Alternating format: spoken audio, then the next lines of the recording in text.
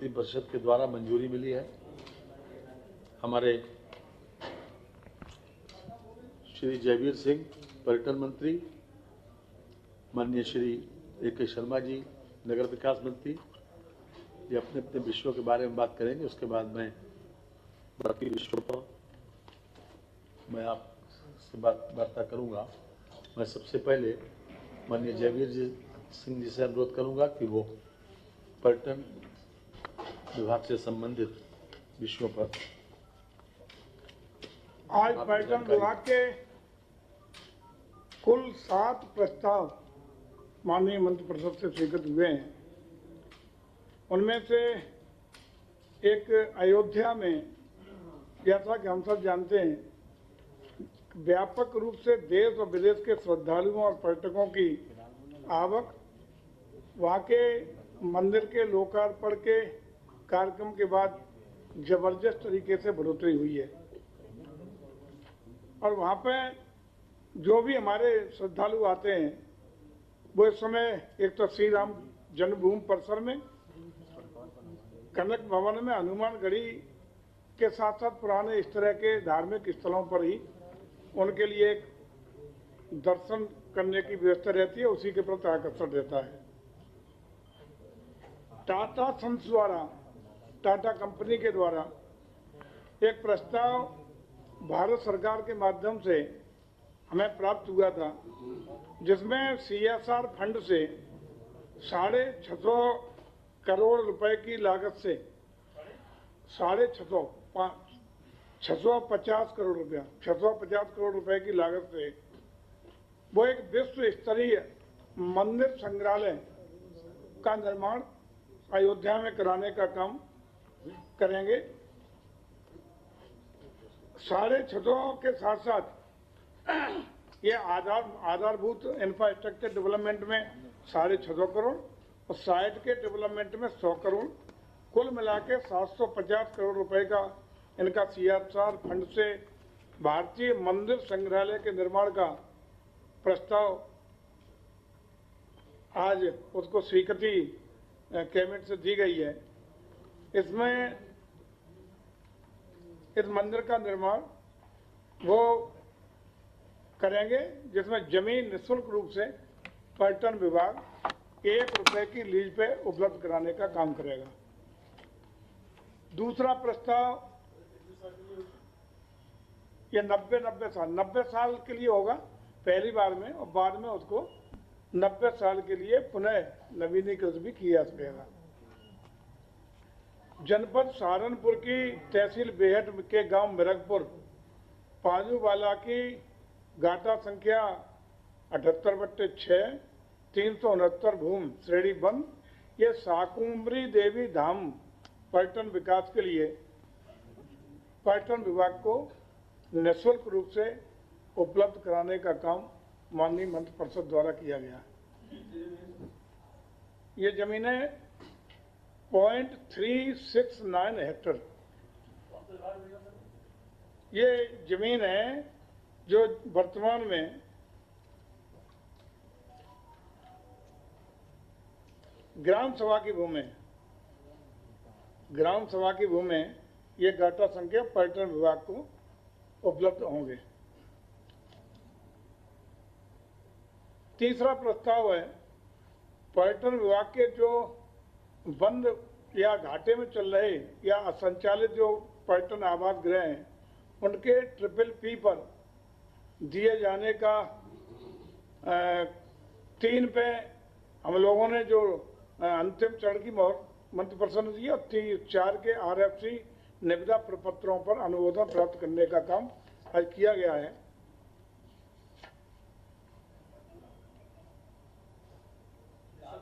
ये पर्यटन विभाग के राही पर्यटक आवास गृह मुंशीगंज अमेठी, राही पर्यटक आवास गृह खुर्जा बुलंदशहर, राही पर्यटक आवास गृह देवा शरीफ बाराबंकी व राही पर्यटक आवास गृह हरगांव सीतापुर को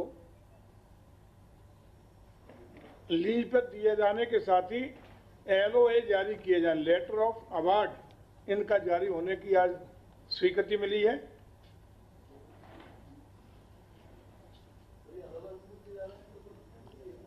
नहीं, अलग अलग लोगों को। बहुत लंबी प्रक्रिया, कई बार 3 बार कैबिनेट में आता है, कई प्रक्रियाओं के दौर से रहता है, फाइनेंशियल बेड, टेक्निकल बेड, विभिन्न बेडों के माध्यम से जो अंतिम रूप से चयनित ये हुए हैं। नहीं, ये टाटा कंपनी, अलग अलग कंपनियां हैं, ये तो अलग अलग हैं। अगर चाहेंगे तो मैं बता भी दूं,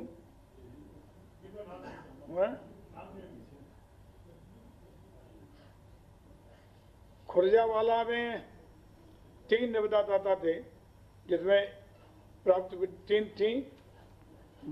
Bhati filling station Bulandshahr, K Vidyut Ahmednagar Maharashtra, C Krishna constructors Khurja, Rahi Paryatak Awas Grih Munshiganj में भी 5 निविदा थी। Baati Chokha restaurant Banaras, Bhati filling station Bulandshahr, Chhaya development services private limited Lucknow, Kisan आयर्स and cold storage JV Firozabad, बिस्टेक सर्विसेज प्राइवेट लिमिटेड लखनऊ।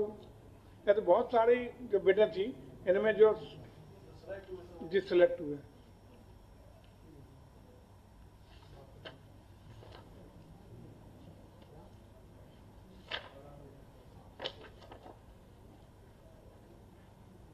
और 4 जो RFQ जिनकी अनुमोदित हुई है वो है राही पर्यटक आवास शामली, राही पर्यटक आवास गृह हरगांव सीतापुर, राही पर्यटक आवास गृह सोरों एटा, राही पर्यटक आवास गृह पटना पश्चिम बिहार एटा। इनकी RFQ की अनुमोदित करने का काम है। राही पर्यटक आवास गृह पटना पश्चिम बिहार एटा, पटना पश्चिम बिहार।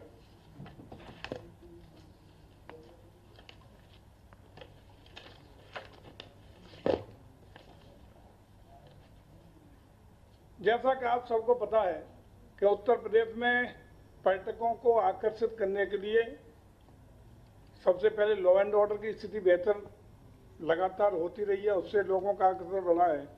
उसके अलावा रोड कनेक्टिविटी, एयर कनेक्टिविटी और अन्य कनेक्टिविटी बढ़ाने के दृष्टिगत हम लोगों ने जनपद लखनऊ, प्रयागराज, कपिलवस्तु में ट्रिपल पी मोड पर हेलीपैड बना करके हेलीकॉप्टर सेवाएं भी देने का निर्णय लिया है। उसमें से जनपद लखनऊ, प्रयागराज और कपिलवस्तु, इसमें हेलीपैड को सार्वजनिक निजी सहभागिता ट्रिपल पी मोड पर इसको हम लोगों ने आज फाइनल किया है। लखनऊ, प्रयागराज और कपिलवस्तु, इसमें आज इसको विकसित किए जाने के लिए RF हेलीपोर्ट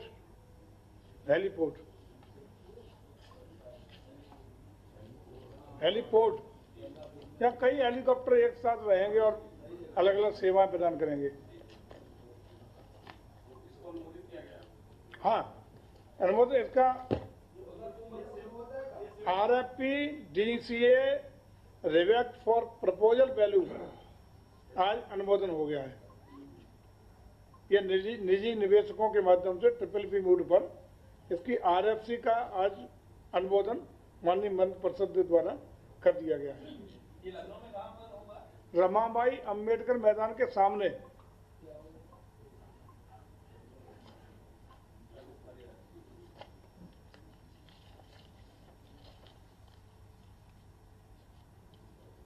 ये भी आपके संज्ञान में है कि पूरे प्रदेश में तमाम हेरिटेज बिल्डिंग्स जिनका उपयोग नहीं हो पा, जीर्ण शीर्ण होकर के, क्षतिग्रस्त होकर के निष्प्रयोज हालत में पड़ी थी, ऐसी बिल्डिंग्स को भी हम लोगों ने, जो प्राचीन धरोहर हैं, इनको रीयूज, एडॉप्टिव रीयूज के अंतर्गत ट्रिपल पी मोड पर पर्यटन इकाइयों के रूप में विकसित किए जाने का निर्णय प्रदेश सरकार ने लिया है, जिससे पर्यटन से जुड़े हुए व्यवसायियों, सेवा प्रदाताओं को और आम पर्यटकों को भी काफ़ी इससे लाभ मिलेगा। इसमें से आज हम लोगों ने 3 हेरिटेज बिल्डिंग को फाइनल किया है। इसमें कोठी रोशन उद्दौला लखनऊ, कोठी रोशन उद्दौला लखनऊ, बरसाना जल महल मथुरा, शुक्ला तालाब कानपुर। इसकी तकनीकी निविदा, तकनीकी प्रस्तुतिकर वित्तीय निविदा पर आज माननीय मंत्री परिषद द्वारा अनुमोदन दे दिया गया है। एक बार फिर रिपीट करें। कानपुर वाला शुक्ला तालाब कानपुर, शुक्ला तालाब है नहीं, अब इस पर निविदा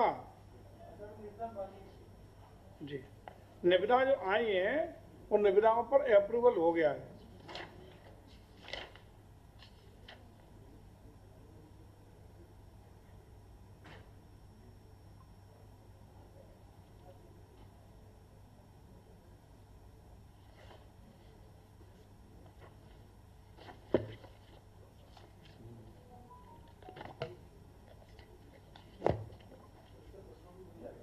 हाँ, ये प्रेस नोट पूरा मिल, डिटेल मिल जाएगा आपको, डिटेल पूरा मिल जाएगा।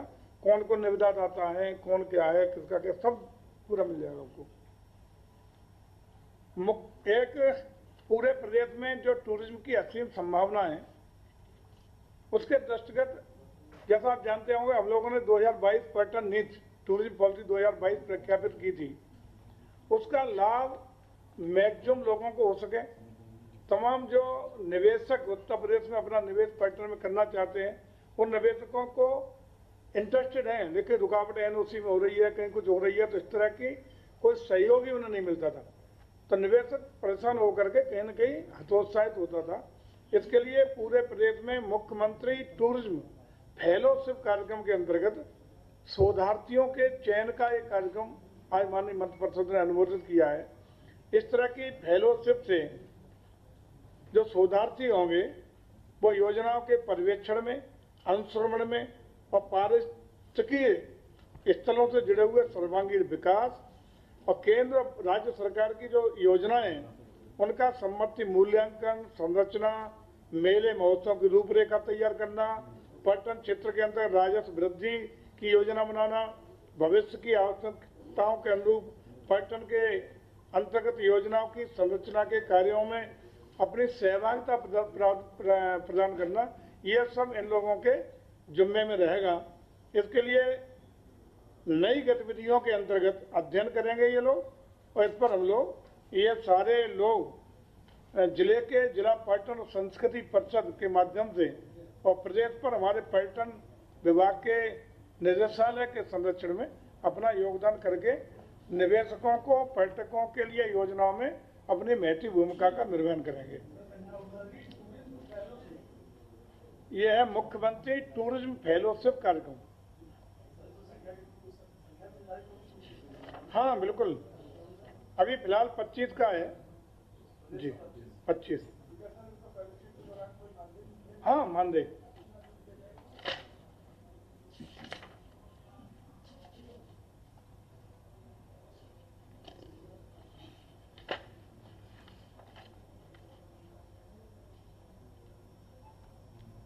पार्थ श्रमिक के रूप में 30,000 रुपए, क्षेत्र भ्रमण के लिए 10,000 रुपया प्रति माह की दर से इन्हें दिया जाएगा। 30 और 10 कुल मिला के 40,000 रुपया। एक शोधार्थी को एक टैबलेट भी उपलब्ध कराएंगे हम लोग, और आवास व्यवस्था स्वयं करेंगे। हम लोग को उनके आवास की व्यवस्था नहीं कराएंगे। हो गया, थैंक यू, बहुत बहुत धन्यवाद।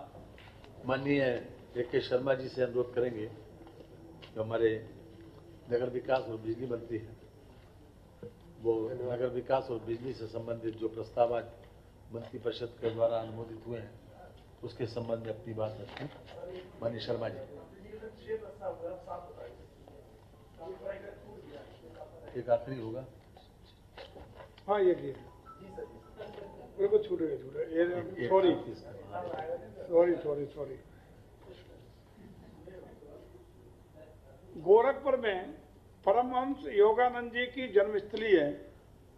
उस जन्मस्थली पे पर्यटन विभाग उनकी जन्मस्थली को पर्यटन स्थल के रूप में विकसित करने के लिए आज जनपद गोरखपुर के ग्राम असरकरगंज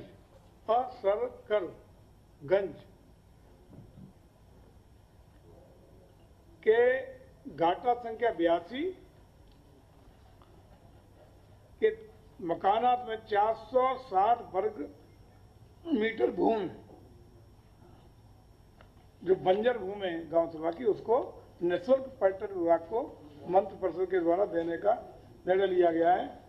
और इस जो भूमि हमें मिली है पर्यटन विभाग को, इस पर पर्यटन स्थल के रूप में परमहंस योगानंद जी की जन्मस्थली को हम डेवलप करेंगे, क्योंकि वहाँ लाखों की संख्या में प्रतिवर्ष देश और विदेश से उनके तमाम शिष्य आते हैं और उस स्थान के प्रति उनकी गहरी आस्था है, उसको डेवलप करने का काम हमारा पर्यटन विभाग करेगा। अरे वो तो प्रोजेक्ट हम बनाएंगे ना, वो जमीन आज मिली है, आज जमीन हमें दी गई है माननीय मध्य प्रदेश के अनुमोदन से। उसका डेवलपमेंट के लिए हमारी टीम जाएगी, टेक्निकल टीम जाएगी, उसको करके उसका प्रोजेक्ट बनाएगी, और जितने का प्रोजेक्ट बनाएगा उस पर हम लोग सहमति और स्वीकृति देंगे। धन्यवाद। धन्यवाद सर। ऊर्जा विभाग और नगर विकास विभाग के कुल 5 प्रस्ताव थे। पहले मैं ऊर्जा का जो एक प्रस्ताव था उसकी बात कर देता हूं।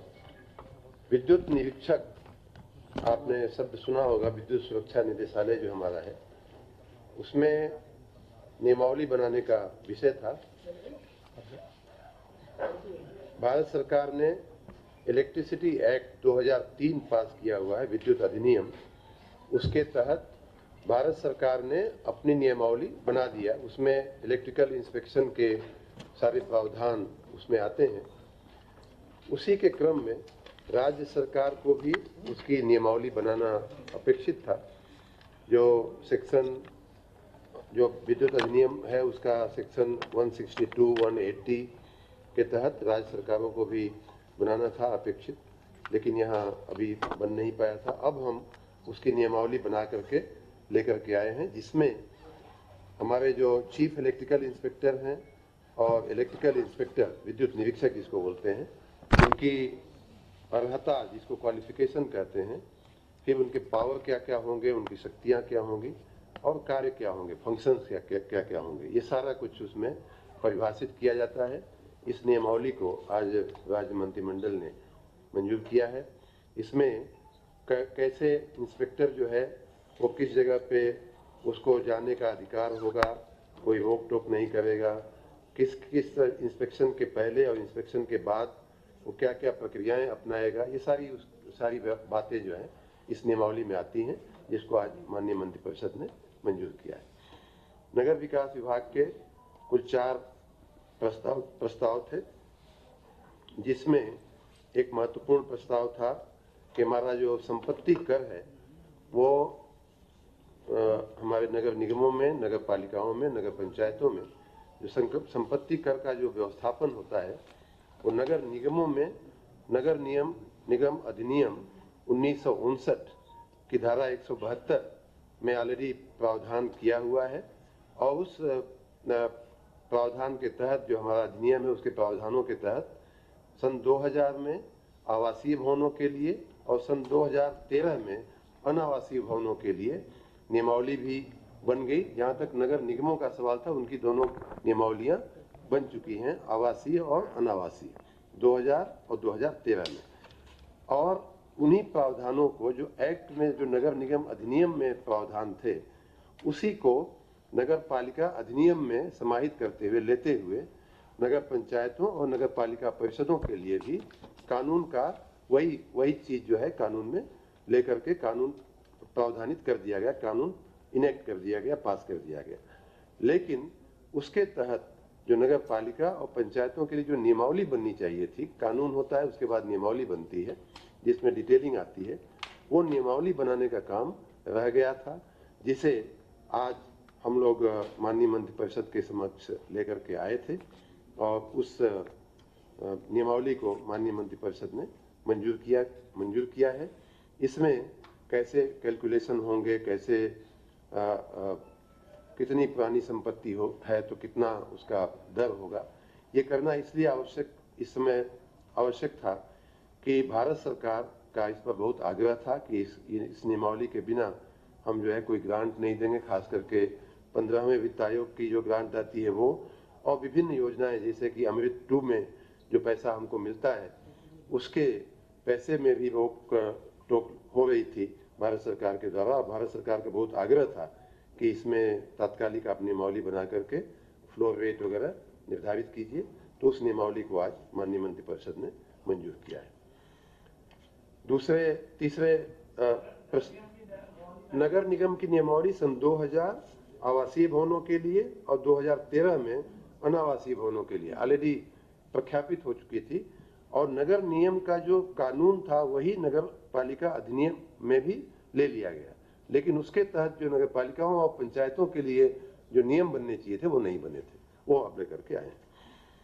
अगला प्रस्ताव था अयोध्या में सीवरेज का एक नया प्रोजेक्ट डालने का। सीवरेज की अयोध्या की जो रचना है उसमें मैं आपको थोड़ी जानकारी दे दूं तो मुख्य धाम का जो क्षेत्र है वहां अमृत 1 में लगभग 133 किलोमीटर की ऑलरेडी सीवरेज डालने की योजना ऑलरेडी चल रही है, अमल में पहले से मंजूर होकर के उसका अमल हो रहा है, जिसमें 20,000 घरों को कनेक्शन देना लक्षित है और वो योजना ऑलरेडी आगे बढ़ रही है।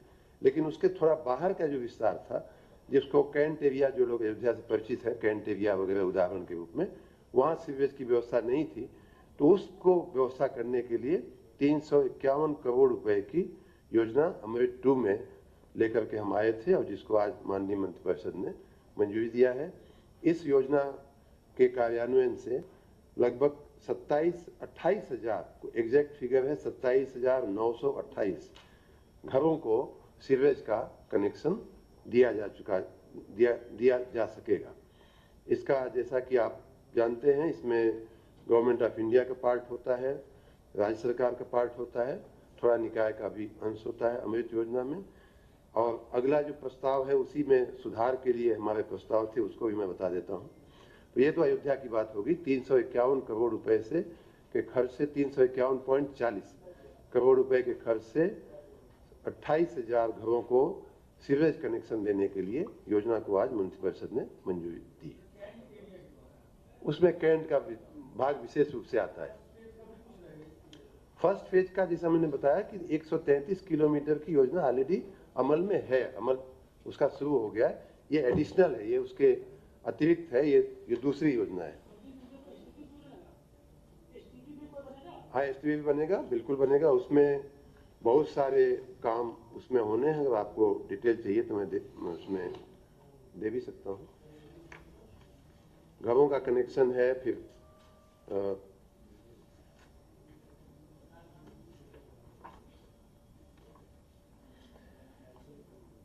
सीवर का पूरा नेटवर्क जो है वो 1,26,472 RM होता है। फिर सीवर के गृह कनेक्शन जो हमने बताया 27,928 घरों को कनेक्शन देना है। फिर इसमें पंपिंग स्टेशन बनेंगे 4, स्टाफ क्वार्टर बनेंगे 4, मीटर रूम बनेंगे 4, एसटी और पैनल रूम बनेंगे 4। काफी कुछ इसमें, अब इसमें डिटेल इतना देने की आवश्यकता मैं नहीं समझता जी। एसटीपी अब इसका अगले फेज में हम लोग सबको मिला करके एसटीपी का हम लोग, ये एसटीपी जो अमृत 1 में जो जी उसका मैं बता रहा हूँ। इसमें अन्य चीजें जो है, पंप हाउस है, एसटी एवं एलटी पैनल रूम है, मीटर रूम है, अप्रोच रोड है और पंपिंग प्लांट है, सारी व्यवस्थाएं हैं। एसटीपी का जो है उसको अलग से हम लोग उसको 1 का 2 का मिला करके नहीं, सवाल ही नहीं, एसटीपी बनाया जाएगा। अब इसमें इतना करने के बाद अगर वही प्रवाहित करना हो तो फिर इसका कोई मतलब नहीं। अगला प्रस्ताव अमृत योजना जो हमारी है उसमें एक बड़ा आमूल चूल उसके फंडिंग पैटर्न में सुधार करने के 2 प्रस्ताव थे।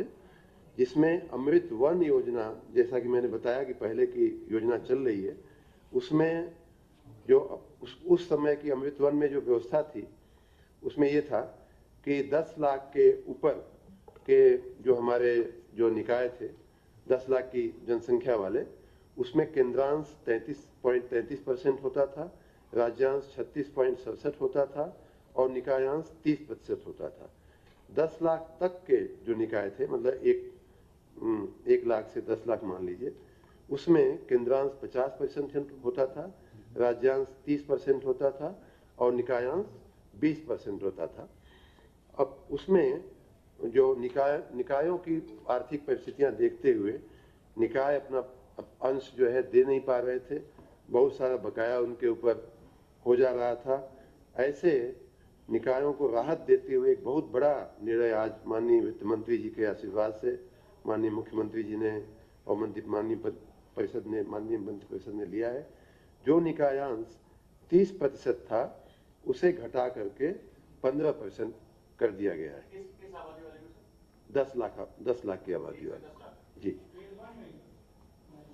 नहीं, ये हम जनरल स्कीम के पैटर्न की बात कर रहे हैं।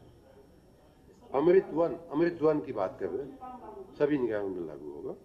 और जो जहां 10 लाख तक के निकायों के लिए, जैसा मैंने बताया, 20% हुआ करता था, उसको घटा करके 10% हो गया, 10% कर दिया गया है। और उसी अनुपात में 10 लाख तक, 10 लाख के ऊपर की आबादी और 10 लाख तक की आबादी, दो अमृत वन में दो ही कैटेगरी थी।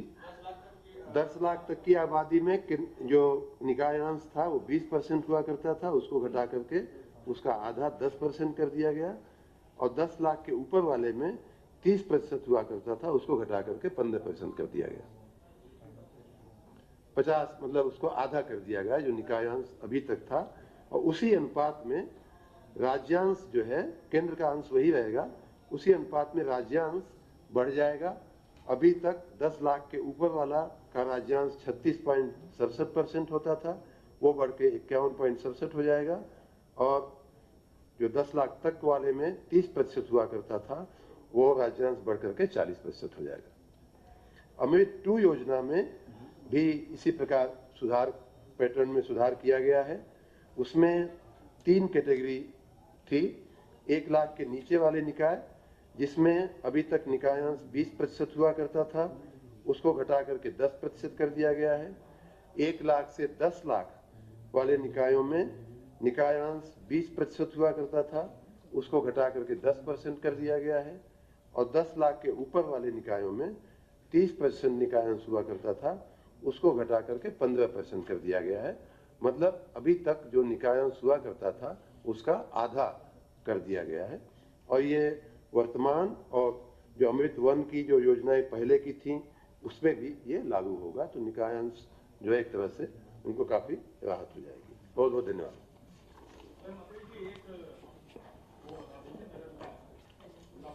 जिस तरीके से आधार विभाग में तेल चोरी पकड़ी जा रही है, इस पे क्या कार्रवाई करेंगे?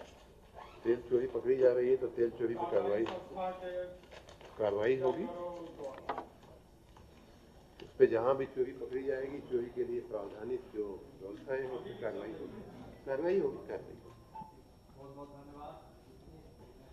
माननीय शर्मा जी, आप इधर आ जाइए।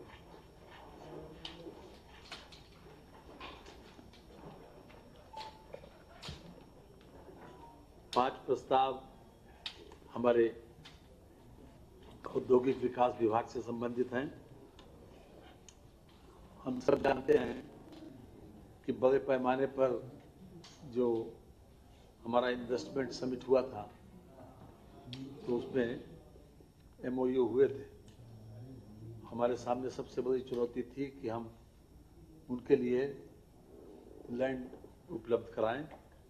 तो उसी श्रृंखला में कई प्रयास सरकार के द्वारा किए गए हैं। खास तौर से तो उन्हीं प्रयासों का आज माननीय मंत्रिपरिषद के द्वारा अनुमोदन किया गया।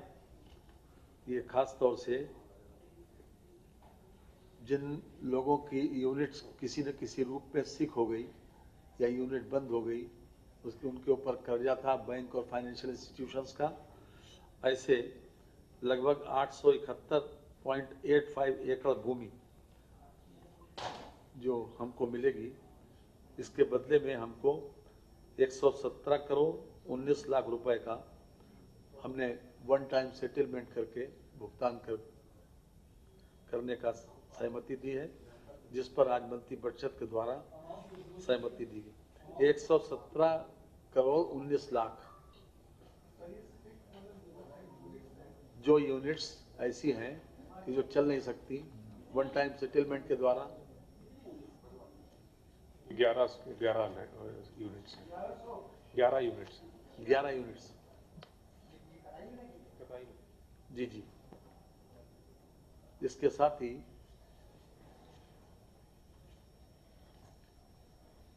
$871.85 एकड़ भूमि औद्योगिक विकास को जो मिल जाएगी, उपलब्ध होगी उद्योगों के विकास के लिए। इसके अलावा नोएडा में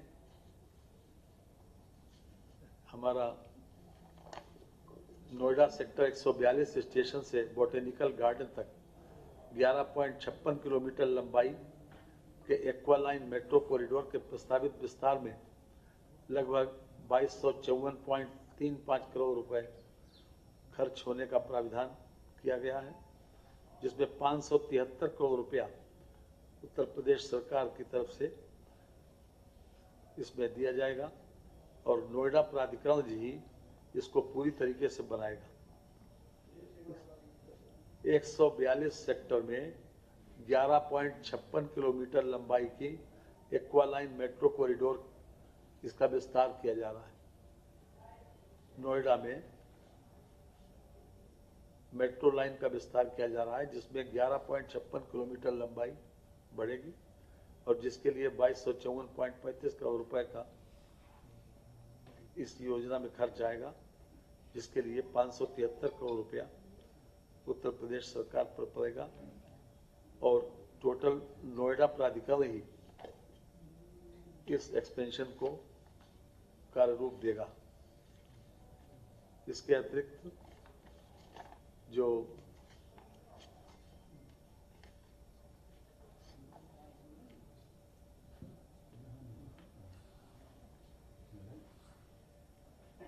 इसी लैंड बैंक को देने के लिए, लैंड की व्यवस्था करने के लिए एक अन्य प्रस्ताव है, जिसमें Uttar Pradesh state spinning company limited की बाराबंकी इकाई में उपलब्ध 69.86 एकड़ भूमि यूपी सीडा को निःशुल्क उपलब्ध कराया जाना प्रस्तावित है।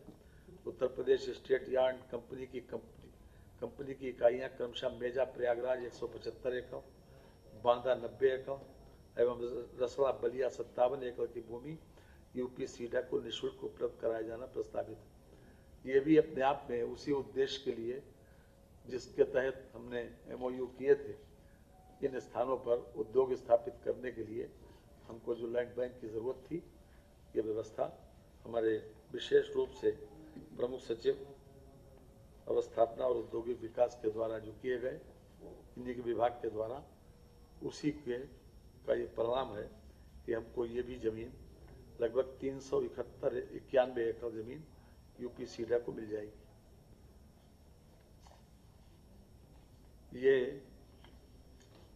ये प्रस्ताव एक हम अनुरोध करेंगे आपको, श्री अनिल कुमार सागर को, जो हमारे प्रमुख सचिव हैं, एक प्रस्ताव के बारे में आपको जानकारी दे दें।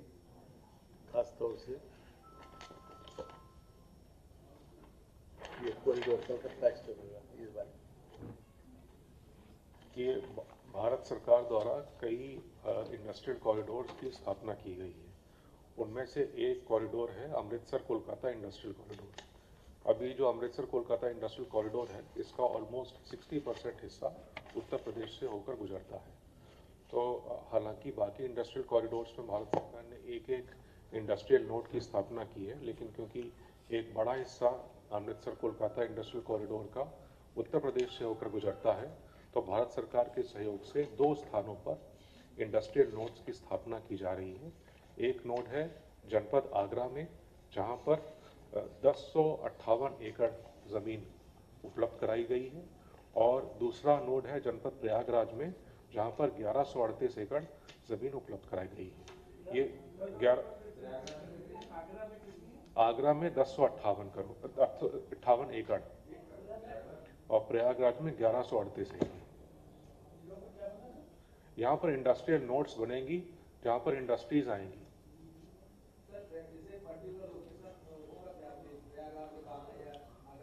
ये प्रयागराज में जो है वो ये सरस्वती हाईटेक सिटी जहाँ पर है उसके पास में है, और आगरा में जहाँ पर ये आगरा लखनऊ एक्सप्रेसवे से शुरू होता है वहाँ पर है।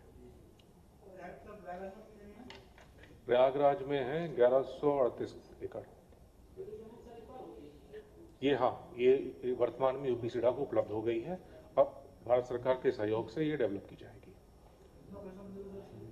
इसमें ये प्रोविजन है कि जितना लैंड हम अवेलेबल कराते हैं उस लैंड की जितनी वैल्यू है उतनी ही धनराशि भारत सरकार इस एक एसपीवी बनाई जाएगी उस एसपीवी के थ्रू उपलब्ध कराएंगे।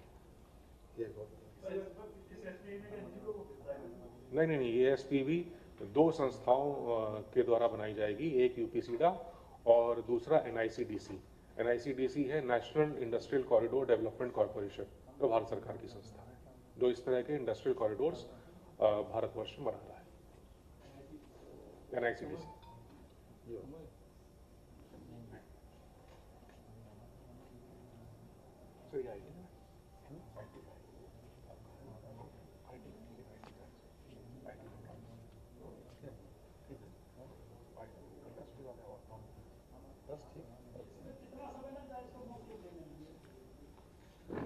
जनरली एक इंडस्ट्री नोड को डेवलप होने में वहाँ पर सीवरेज की फैसिलिटी, वहाँ पर एसटीपी की फैसिलिटी, रोड की फैसिलिटी बनने में लगभग 1.5 साल लगता है।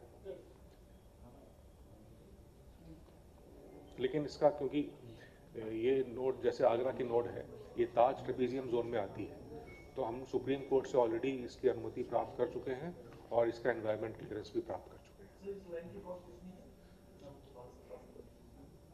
वो मैं अलग से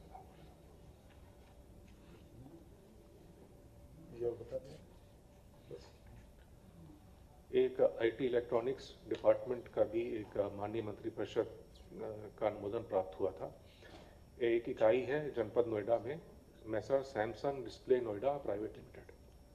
इनको हमने इलेक्ट्रॉनिक्स मैन्युफैक्चरिंग पॉलिसी 2017 में लेटर ऑफ कंफर्ट इशू किया था, जिसके अंतर्गत हमने ये प्रोविजन किया था कि हम इनको कैपिटल सब्सिडी प्रदान करेंगे।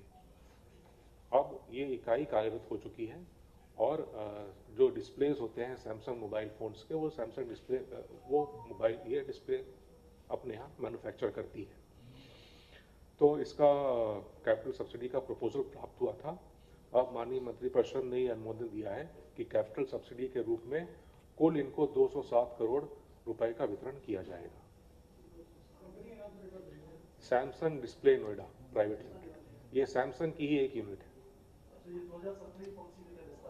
2017 इलेक्ट्रॉनिक्स मैन्युफैक्चरिंग पॉलिसी के अंतर्गत स्थापित नोएडा में 207 करोड़। इनका क्लेम जो था वो 250 करोड़ का था। मैक्सिमम लिमिट 250 करोड़ है पॉलिसी। ठीक है, थैंक यू सर।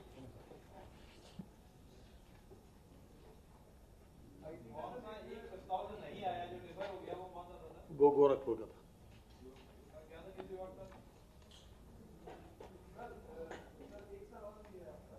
गोरखपुर का था।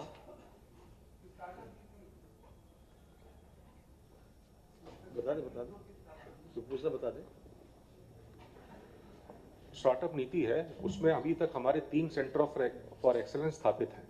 एक स्थापित है एसजीपीजीआई के सहयोग के साथ मेडटेक एरिया में, दूसरा स्थापित है आर्टिफिशियल इंटेलिजेंस के क्षेत्र में आईटी कानपुर के साथ, और तीसरा स्थापित है ड्रोन के क्षेत्र में, वो भी आईटी कानपुर के साथ है। अब ये प्रस्ताव है कि 4 और सेंटर फॉर एक्सेलेंस स्थापित किए जाएंगे। उसमें से 2 हैं 5G 6G टेक्नोलॉजी के विस्तार के लिए। 5G ये 2, एक पहला स्थापित किया जाएगा आईटी कानपुर के सहयोग के साथ, दूसरा स्थापित किया जाएगा आईटी रुड़की के सहयोग के साथ, ये स्थापित किया जाएगा सहारनपुर में।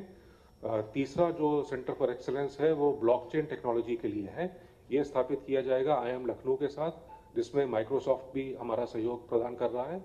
और चौथा स्थापित किया जाएगा 3D प्रिंटिंग के क्षेत्र में, जो एडिटिव मैन्युफैक्चरिंग भी जिसको कहते हैं, ये स्थापित किया जाएगा गाजियाबाद में अजय कुमार गर्ग इंजीनियरिंग कॉलेज के सहयोग के साथ। इनको ये प्रस्ताव, ये हमारी पॉलिसी कहती है कि सेंटर फॉर एक्सेलेंस स्थापित करने के लिए हम 10 करोड़ रुपए तक की धनराशि देंगे, जो कि 5 साल में वितरित की जाएगी, और ये धनराशि कैपिटल एक्सपेंडिचर और ऑपरेशनल एक्सपेंडिचर दोनों के लिए दी जा सकती है। हाँ पास ये 9 का एक और बता दें।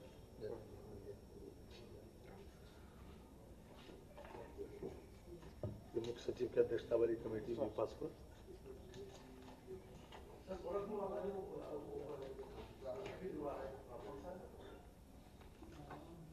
लैंड वाला हुआ है कोई, इस समय संख्या याद नहीं है, लेकिन गोरखपुर वाला बता दिया। ये हाई लेवल एम्पावर्ड कमेटी की बैठक हुई थी चीफ सेक्रेटरी साहब की अध्यक्षता में।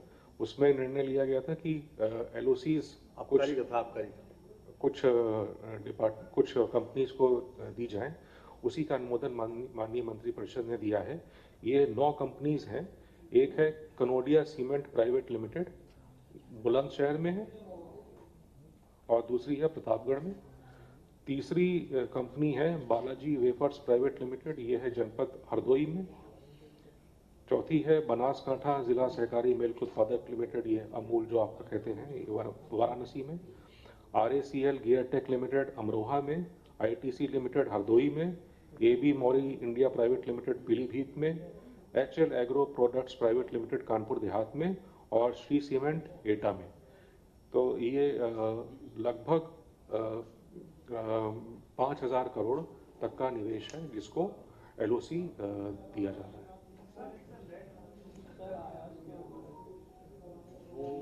वो डिफर हुआ है, वो डिफर हुआ, वो अलग से। चलिए ठीक है, thank you very much Shri Sagar ji. ये आज मंत्रिपरिषद के द्वारा जो अभी चेंजेस आपने जानकारी में आए होंगे, जो IPC, CRPC और एविडेंस एक्ट का जो नई आई है, 1 जुलाई को वो लागू होना है उसको, उससे संबंधित 3 प्रस्ताव मंत्रिपरिषद ने आज अनुमोदन किया है।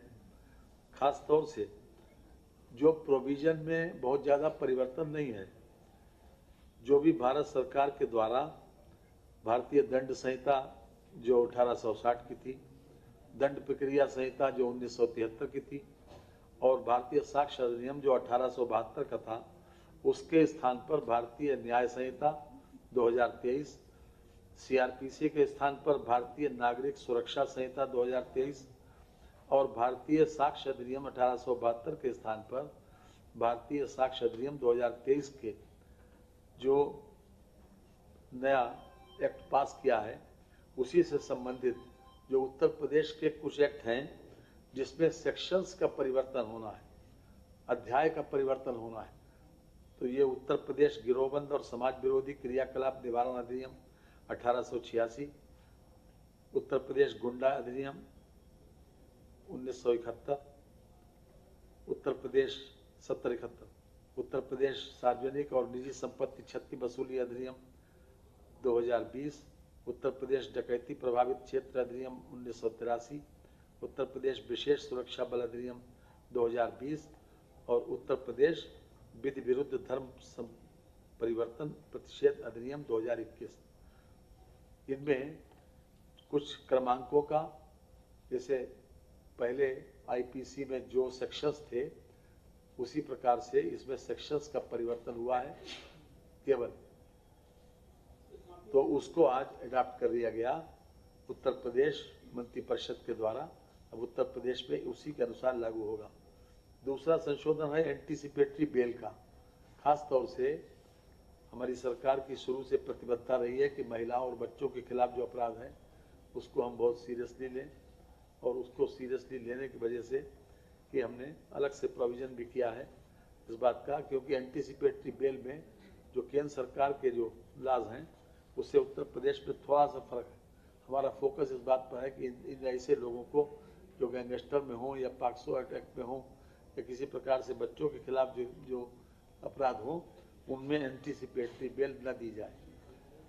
उसमें 438 का था सीआरपीसी में सेक्शन, अब इसमें 482 होगा, यानी कि जो उसके स्थान पर नई हमारी भारतीय नागरिक सुरक्षा संहिता 2023 आई है सीआरपीसी को रिप्लेस करके, उसमें 438 जो सेक्शन था पहले अब वो 482 हो गया।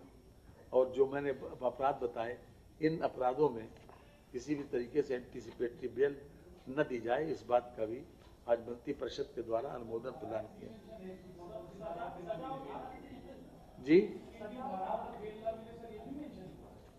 नहीं, 438 में नहीं, जो कानून है उसमें है कि ये कानून जो है इसमें बेल नहीं दी जाएगी। समझ रहे हैं? सेक्शन बदला केवल 438 सीआरपीसी में था पुरानी वाली में, उसमें एंटीसिपेटरी बेल का प्रोविजन था, 437 438 बेल का प्रोविजन था।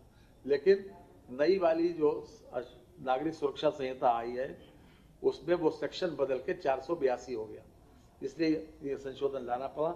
और जो कुछ एक्ट हैं जिसमें हमने काफ़ी कुछ उस उत्तर प्रदेश सरकार की जो कमिटमेंट है हमारा कि हम जीरो टॉलरेंस टुवर्ड्स क्राइम, ऐसे मामलों में खासतौर से महिलाओं, बच्चों, गैंगस्टर, ऐसे कई हैं तो जिसमें वो बेल एंटीसिपेटरी बेल नहीं मिलेगी। ये इसके अलावा 71 एक्ट और हैं ऐसे कि जिनको आज मंत्रिपरिषद के द्वारा एडॉप्ट किया गया है।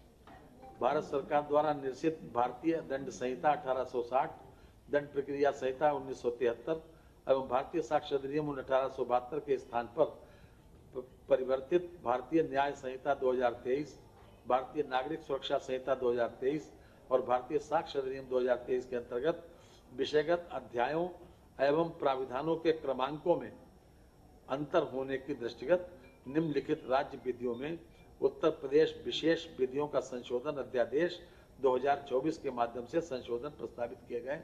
ये संशोधन आज मंत्रिपरिषद के द्वारा पारित कर दिए गए, उस पर सहमति मिल गई। ये 71 एक्ट हैं ऐसे कि जिसमें हमारे विषय वस्तु और थोड़ा क्रमांक वगैरह का जो परिवर्तन हुआ है, ये आपको उसमें मिल गया होगा। अरे सुनिए, ये कॉपी जो है सबको व्हाट्सएप करवा दीजिएगा, ये एक्ट जो है ये व्हाट्सएप करवा दीजिए।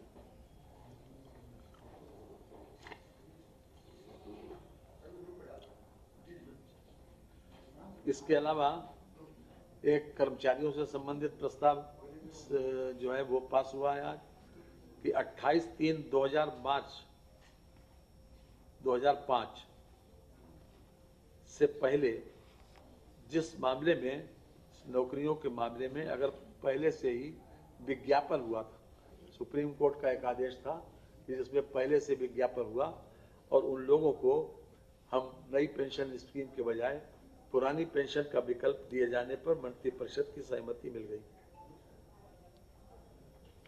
अर्थात जिसकी प्रक्रिया 28/3/2005 से शुरू हुई थी, जिसका विज्ञापन 28/3/2005 से पहले का था, उन लोगों को, ऐसे लोगों को जो अपॉइंटमेंट मिला, उन लोगों को ये विकल्प दे दिया गया कि अगर वो चाहें तो वो ओल्ड पेंशन अडॉप्ट कर सकते हैं। इसे इसकी ऐसी संख्या नहीं है मेरे पास।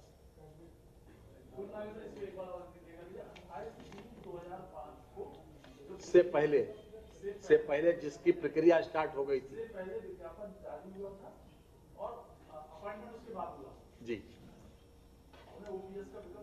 जी जी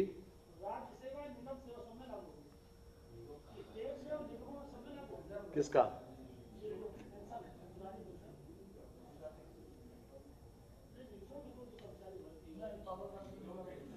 उत्तर प्रदेश सरकार के कार्मिकों एवं परिषदीय विद्यालयों, शासन से सहायता प्राप्त शिक्षा संस्थाओं, राज्य सरकार द्वारा अनुदानित स्वायत्त शासी संस्थाओं, जिसमें राज्य कर्मचारियों की पेंशन योजना की भांति पेंशन योजना लागू रही है।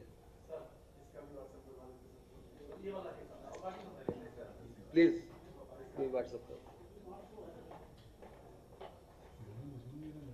इसके अलावा संजय गांधी स्नातकोत्तर आयुर्विज्ञान संस्थान में जो हमारे ग्रुप ए एवं ग्रुप बी पैरामेडिकल के गैर संकायी अधिकारियों और कर्मचारियों को अखिल भारतीय आयुर्विज्ञान संस्थान यानी एम्स के बराबर पेशेंट केयर भत्ता ये स्वीकृत कर दिया गया है।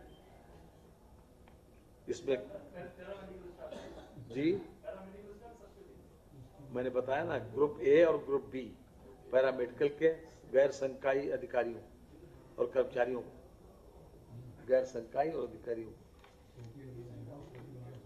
किसकी, इसमें जो व्ययभार आएगा वो लगभग 96,72,000 का वार्षिक व्ययभार है जी। पेशेंट केयर भत्ता एम्स के बराबर दे रहे हैं।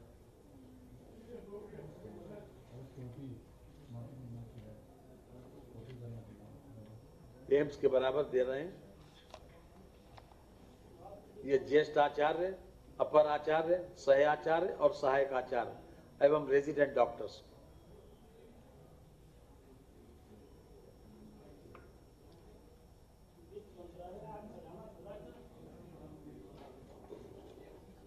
बाईस फार्मास्यूटिकल रिसर्च भागीदारी बढ़ाते हुए ये जी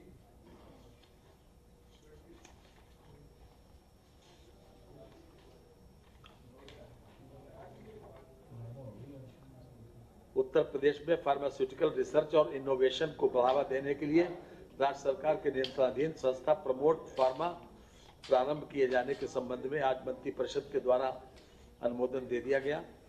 इसमें वर्ष 2024-25 में के बजट में प्रारंभिक धनराशि के रूप में 20 करोड़ रुपए का प्राविधान किया गया। 500 करोड़ रुपए की धनराशि की आवश्यकता होगी। इसमें चरणबद्ध तरीके से ये संस्था उच्च स्तर की रोजगार क्षमता के साथ कुशल मानव संसाधन विकसित करते हुए प्रतिस्पर्धात्मक बढ़त और स्थायी प्रौद्योगिकी के माध्यम से नए और उभरते उद्यमियों समूहों MSME के लिए अवसर सुलभ कराएगी। इंक्यूबेशन केंद्र का निर्माण करेगी। स्टार्टअप, शिक्षा जगत और उद्योग क्षेत्र में शोधकर्ताओं को प्रोत्साहित करने के लिए एक मजबूत अनुसंधान और नवाचार आधारित परिस्थिति तंत्र को विकसित भी करेगी। ये एक नई व्यवस्था प्रमोट फार्मा प्रारंभ की जा रही है। ये भी हमारे लिए एक बहुत खुशी की बात है।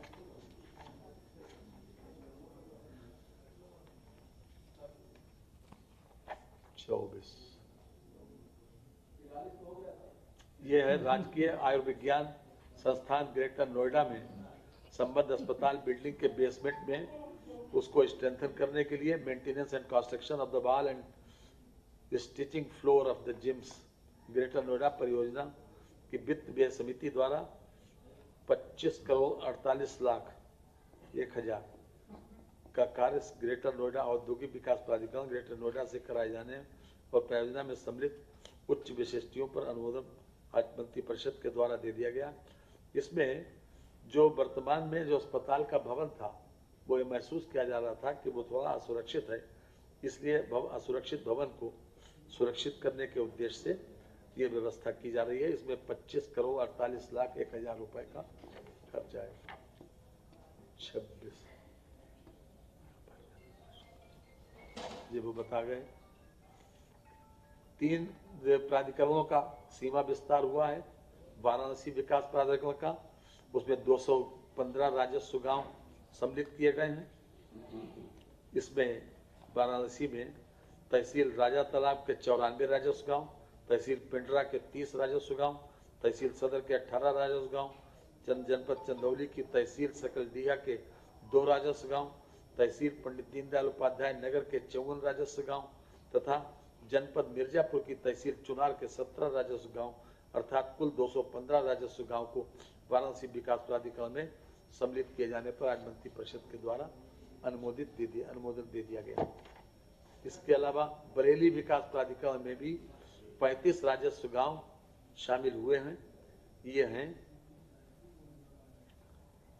तहसील सदर के 5 राजस्व गांव, तहसील आंवला के 14 राजस्व गांव, तहसील फरीदपुर के 16 राजस्व गांव अर्थात कुल 35 राजस्व गांव को बरेली विकास प्राधिकरण में शामिल करने के लिए मंत्रिपरिषद के द्वारा अनुमोदन प्रदान कर दिया गया।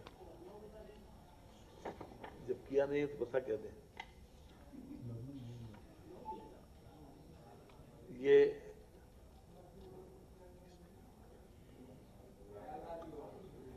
जी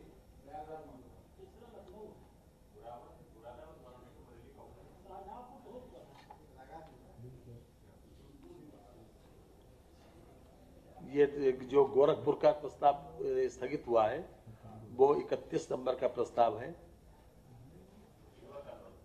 जी, सोलर सिटी वाला।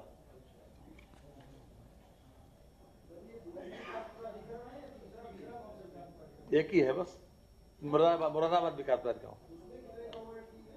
हाँ जी बता रहे हैं।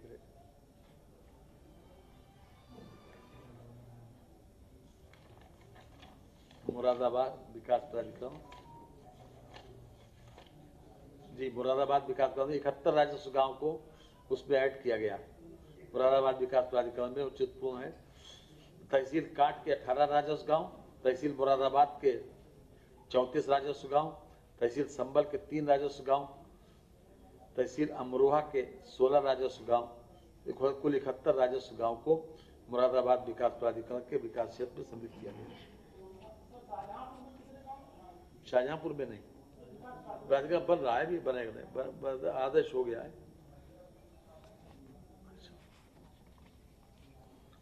ये जो अभी मैंने बताया था आबकारी विभाग का है, उसमें फिर से लाने को कहा गया है सिपाही की योग्यता के बारे में। हाँ जी नहीं, वो डिफर हुआ है। डिफर पूछ रहे थे ना, 44 टोटल प्रस्ताव थे, उसमें 43 पास हुए, 1 डिफर हुआ। जी जी वो पास हो गया। जी जी जी जी जी जी एक प्रस्ताव मंत्रिपरिषद के द्वारा और अनुमोदित किया गया है कि अब ई स्टाम्प प्रमाण पत्र, जो हमें हमारी सुविधा के लिए छोटे स्टाम्प 500 रुपए तक के, इसमें भारतीय स्टाम्प अधिनियम 1899 की धारा 10, 74 एवं 75 के प्रदेश शक्तियों के अधीन उत्तर प्रदेश में ई स्टाम्प नियमावली 2013 प्रख्यापित की गई थी।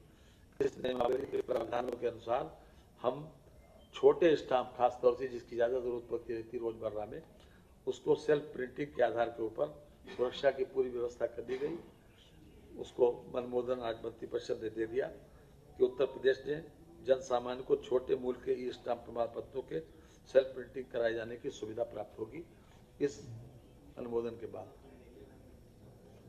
और ऑनलाइन रजिस्ट्रेशन की सुविधा दे दी है। अभी तक रजिस्ट्री दफ्तर में जाना पड़ता था, अब ऑनलाइन रजिस्ट्रेशन की सुविधा भी दे दी गई है। इस ई फाइलिंग स्कॉलरशिप 23-24 निर्धारित की गई थी, प्रदान की छात्रवृत्ति। इसमें एक विषय छात्रों से संबंधित आज मंत्रिपरिषद ने अनुमोदन दिया है कि जिन लोगों की स्कॉलरशिप संबंधित विद्यालयों के रिजल्ट देर से आने से या कोई टेक्निकल त्रुटि होने की वजह से स्कॉलरशिप नहीं मिल पाई थी, ये समाज कल्याण विभाग की तरफ से माननीय जिसके असीम अरूण जी हैं मंत्री जी, उनके प्रस्ताव पर मंत्रिपरिषद के द्वारा अनुमोदन दिया गया। जी सामान्य, अन्य पिछड़ा वर्ग, अल्पसंख्यक वर्ग। जी संख्या इसमें दी नहीं है। जो लोग छूटे थे, इसमें 2 महीने के अंदर पूरी कार्रवाई पूरी हो जाएगी। जी देखिए, जिन लोगों की भी छूट गई थी उन लोगों को मिलेगी। समझ रहे हैं? गलती से छूट गई थी या फिर जिन विद्यालयों का रिजल्ट देर से आया और उस देर से आने की वजह से वो लोग वंचित रह गए थे, इस सुविधा से उन लोगों को मिलेगी। ये मैं समझता हूँ उत्तर प्रदेश किसका, हाँ पेपर लीक वाला है जी, पेपर लीक वाला दिया जा रहा है आप, पेपर लीक के ऊपर हुआ है। पेपर लीक के संबंध में आज मंत्री परिषद के द्वारा एक प्रस्ताव अनुमोदित किया गया, जिसमें अगर कोई पेपर लीक से संबंधित कोई संस्था या कोई जिसके संस्था के लोग पकड़े जाएंगे, उनको 2 वर्ष से लेकर और आजीवन कारावास तक जुर्माना वो सजा और 1 करोड़ रुपए तक की जुर्माने का प्राविधान किया गया। 1 करोड़ तक का जुर्माना और आजीवन कारावास, हाँ 2 वर्ष से लेकर आजीवन कारावास जी। ये खास तौर से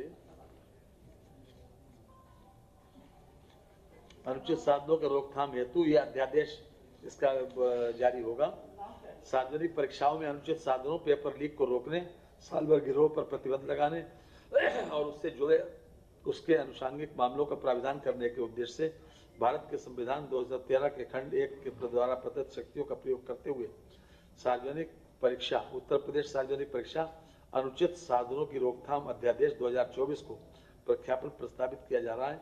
उक्त परीक्षा प्राधिकारियों द्वारा लोक सेवा आयोग, उत्तर प्रदेश सेवा चयन बोर्ड, उत्तर प्रदेश बोर्ड, विश्वविद्यालय प्राधिकरण या निकाय या उनके द्वारा नामित संस्था भी इसमें सम्मिलित है। उसमें किसी प्रकार की भर्ती परीक्षाओं, नियमितीकरण या पदोन्नति वाली परीक्षाएं या डिग्री, डिप्लोमा प्रमाण पत्रों, शैक्षणिक प्रमाण पत्रों की प्रवेश परीक्षा पर भी लागू होगा। फर्जी प्रश्न पत्र बांटना, फर्जी सेवा योजना वेबसाइट बनाना इत्यादि दंडनीय अपराध बनाए गए हैं। अधिनियम प्रावधानों के उल्लंघन के लिए न्यूनतम 2 वर्ष से लेकर आजीवन कारावास का दंड तथा 1 करोड़ रुपए तक के दंड का प्रावधान किया गया। यही किसका पेपर लीक जी, आपको सब कुछ बता दिया गया है जी। अध्यादेश जब आज मंत्री परिषद के द्वारा अनुमोदित किया गया, अब मंत्री परिषद के बाद जो प्रक्रिया है, आज जो है मंत्री परिषद ने इस प्रस्ताव को अनुमोदन दे दिया है, उसके बाद अध्यादेश की जो प्रक्रिया है वो पूरी होगी। देखिए ऐसे सवाल मत पूछा करिए, कोई मतलब नहीं सवाल। जब सवाल ये कि अध्यादेश हुआ, इसका मतलब जब ऐसे मामलों में तभी होता है जब उसकी इमीडिएट रिक्वायरमेंट महसूस होती है।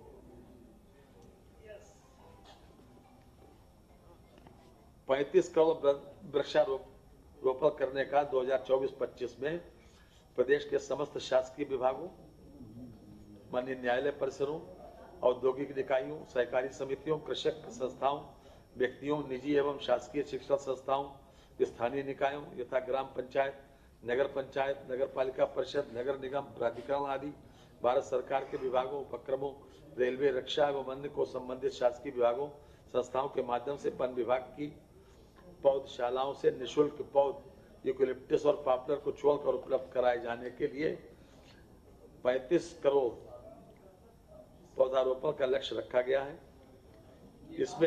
जिसमें 12.60 करोड़ रुपए पौधों का रोपण वन एवं वन्य जीव विभाग द्वारा तथा 22.40 करोड़ पौधों का रोपण राजकीय विभागों द्वारा जन सहभागिता, जिसमें नगर पंचायत, नगर पालिका, नगर निगम, जनपद स्तरीय विभागों के मुख्यालय, विकास खंडों, कृषकों, समाज सेवी संस्थाओं तथा NSS के कार्यकर्ताओं के सहयोग से प्राप्त होगा। 24-25 का उद्देश्य पर्यावरण संरक्षण के साथ साथ कृषकों की आय में वृद्धि करना भी है। इसमें कुल हमारे पास 48 करोड़ 52 लाख पौधे इस समय उपलब्ध हैं।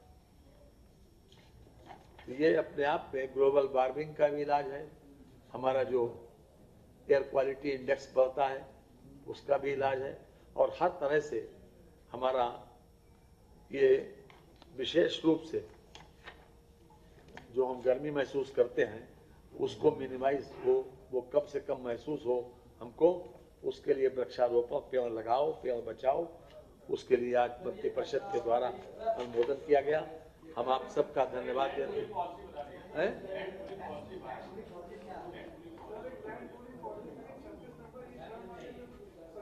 क्या लैंड पूरी पॉलिसी क्या?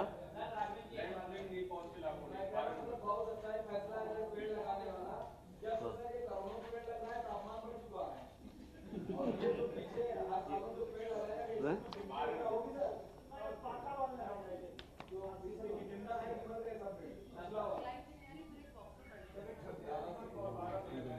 12 नंबर। जी प्रदेश में त्वरित औद्योगिकरण तथा निवेशकों की आवश्यकता अनुसार औद्योगिक विकास प्राधिकरणों के अधिसूचित क्षेत्र में उद्योगों की स्थापना हेतु भूमि उपलब्ध कराए जाने हेतु लैंड पूलिंग नीति 2024 प्रस्तावित है। इस नीति में परियोजना हेतु 80% भूमि भूस्वामी स्वेच्छा से सहमति तथा अवशेष भूमि अधिग्रहण, पुनर्वास एवं पुनर्व्यवस्था में उचित प्रतिकर एवं पारदर्शिता का अधिनियम 2013 के अंतर्गत अधिग्रहित की जाएगी। ये खास तौर से 2023 में किए गए समझौता ज्ञापन MOU हेतु उद्योगों की स्थापना हेतु लैंड बैंक से भूमि उपलब्ध कराई जाएगी। प्रदेश के तीव्र औद्योगिकरण के यानी कि डेवलप करके हम देंगे। उद्देश्य केवल ये है कि हर स्तर पर औद्योगिकरण को बढ़ावा दिया जाएगा। जो कुछ भी हमारे MOU हैं उनके लिए ज़्यादा से ज़्यादा लैंड उपलब्ध कराई जाए। अगर उनकी आवश्यकता है जहां, उस आवश्यकता के अनुरूप उनको लैंड बैंक उपलब्ध कराया जाए। बहुत बहुत धन्यवाद।